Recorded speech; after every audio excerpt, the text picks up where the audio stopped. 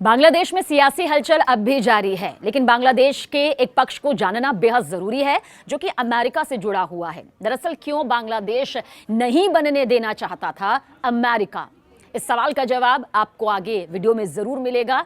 लेकिन अगर आपने अब तक सब्सक्राइब नहीं किया है, हमें लाइक नहीं किया है या फिर बताया नहीं है कि कौन से मुद्दों पर आप चाहते हैं कि हम वो वीडियोस आपके सामने लाएं जिनकी पूरी जानकारी आप तक हर कीमत पर पहुंच कर रहेगी, फिलहाल इस मुद्दे पर अब आपको पूरी जानकारी देना चाहते हैं।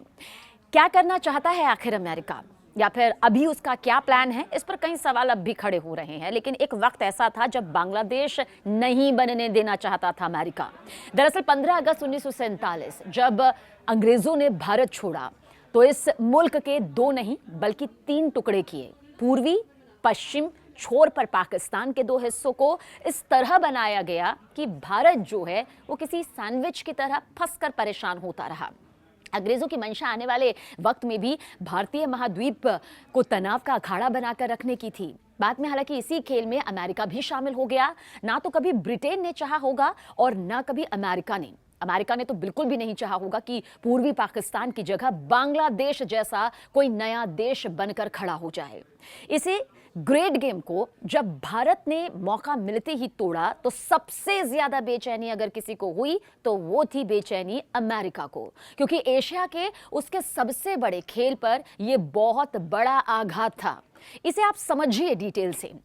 दरअसल अमेरिका कभी ये नहीं चाहता था कि पूर्वी पाकिस्तान की जगह बांग्लादेश की जगह पाकिस्तान की जगह बांग्लादेश के रूप में नया देश यहां पर बनकर सामने आए, और वो भी भारत की सरपरस्ती में तो बिल्कुल भी नहीं।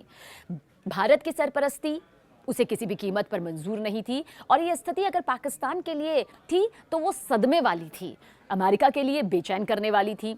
क्योंकि एशिया में भौगोलिक तौर पर अगर आप देखेंगे तो 2 ताकतें ऐसी हैं जिनका असर वक्त के साथ साथ बढ़ता चला गया। साल 1970 में आपको ले चलते हैं। जब आप इतिहास के पन्नों को पलटेंगे तो पाकिस्तानी फौजों का दमन चक्र पूर्वी पाकिस्तान में इस वक्त बढ़ने लगा। बांग्ला भाषियों पर जुल्म होते रहे तो बड़े पैमाने पर शरणार्थी भाग भाग कर भारत की तरफ रुख करने लगे। हजारों नहीं बल्कि लाखों की संख्या में उसके आंतरिक हालात इससे बहुत ज्यादा प्रभावित होने लगे थे। वहीं पाकिस्तान में याह्या खान का सैन्य शासन अमेरिका और चीन के पींगे से बढ़ाए हुए था। वैसे ये वो स्थिति थी, ये वो हालात थे जब दोनों ओर से लपेटने वाली भुजाओं में एक को काट सकें। समझिए आप, तब अमेरिका ने इंदिरा गांधी को धमकी दी थी। जी हां, अमेरिका को इसकी भनक दरअसल लग चुकी थी। जब इंदिरा गांधी साल 1971 में अमेरिका जाती हैं तो उन्हें बताया जा सके कि असल में पूर्वी पाकिस्तान में क्या हो रहा है, तो बदले में उन्हें अमेरिकी प्रेसिडेंट रिचर्ड निक्सन से साफ धमकी मिलती है, वो पूर्वी पाकिस्तान से दूर रहें। ये चेतावनी भी अमेरिका किसी भी हाल में पूर्वी पाकिस्तान में नया देश नहीं बनने देगा, यानी ये तो साफ अमेरिका ने कर दिया था। निक्सन को दरअसल अंदाजा था कि इंदिरा गांधी आखिर क्या करने वाली हैं। शायद निक्सन को अंदाजा इस बात का हो चला था कि इंदिरा गांधी सरकार किस योजना को अंजाम किस हद तक दे सकती है।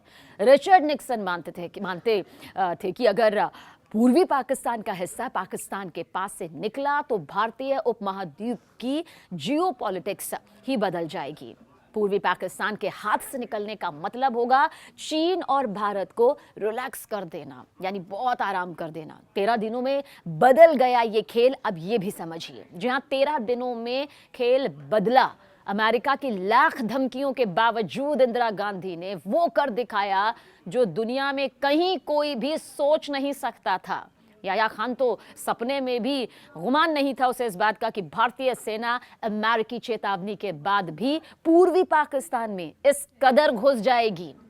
इस वजह से वो उन दिनों में भी सुरा और शराब की महफिलें सजाते थे। भारतीय फौज पूर्वी पाकिस्तान में घुसी भी और महज 13 दिनों में सारा खेल ही बदल दिया गया। अमेरिका को सबसे बड़ा झटका देता हुआ बांग्लादेश यहां पर बन गया, अस्तित्व में आ गया। हलचल जरूर रही शुरुआती वक्त में, लेकिन सच यही था कि बांग्लादेश का वजूद सामने आ चुका था। चीन ने इस युद्ध में पाकिस्तान का दोस्त होने के बाद भी तटस्थता बनाए रखी, और सोवियत संघ ने अमेरिका को घुघड़ी दे दी कि वो दक्षिण एशिया से दूर रहे, एक दूरी यहां पर तय कर ले। वैसे सवाल ये भी उठा कि चीन क्यों चुपचाप बैठा रहा।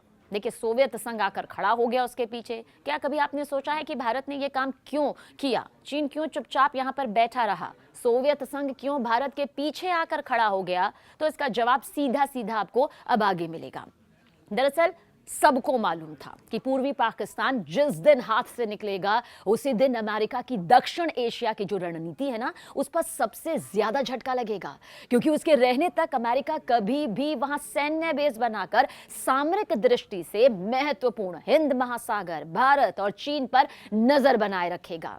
फिर नए देश से अमेरिकी संबंध असहज ही रहे और इसी वजह से बांग्लादेश बनने के बाद भी नए देश के साथ अमेरिकी ताल्लुकात जो है वो कभी भी सामान्य या फिर सहज नहीं रहे। खासकर प्रधानमंत्री शेख हसीना के नेतृत्व वाली सरकार के दौरान बांग्लादेश बनने के बाद जब आधी दुनिया नए देश को मान्यता दे चुकी थी, उसके महज 4 महीने बाद अमेरिका ने इसे मान्यता दी, या फिर यूं कहिए कि अमेरिका के सामने कोई दूसरा रास्ता यहां पर बचा ही नहीं था।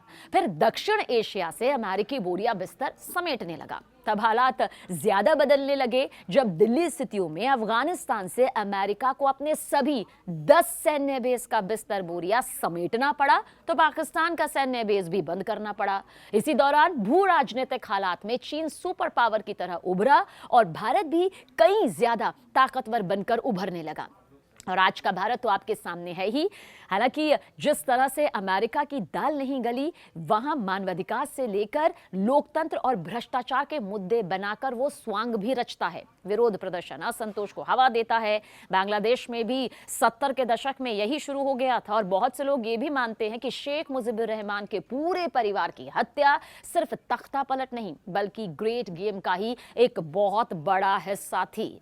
और ग्रामीण बैंक के पीछे फोर्ड फाउंडेशन का जुड़ना भी बहुत बड़ा सवाल था। इसी गेम के तहत बांग्लादेश के सामाजिक और धार्मिक ताने बाने को तोड़ने का काम इस धर्मनिरपेक्ष देश को इस्लाम बनाकर किया गया। फिर प्रतिबंधित जमात इस्लामी को पिछले दरवाजे से दाखिल करा दिया गया। विकास की आड़ में होने वाला खेल अमेरिकी फाउंडेशन भी खूब खेलते हैं। इसलिए 1976 में जब मोहम्मद यूनुस ने बांग्लादेश में ग्रामीण बैंक खोले तो इसके पीछे फोर्ड फेडरेशन के साथ भी कई सवाल जो है उसने उठाए। आलोचकों का कहना है कि बैंक का फोर्ड फाउंडेशन के साथ जुड़ना एक अजीबो गरीब घटना थी, क्योंकि ये जगह खास राजनीतिक बिंदु है और शेख हसीना ने तो हमेशा से ही अमेरिका पर बांग्लादेश के आंतरिक मामलों में हस्तक्षेप करने का आरोप लगाया। इसलिए आज अमेरिका का रुख भी यहां साफ साफ नजर आता है। तो कुछ इस तरह से बांग्लादेश का इतिहास रहा।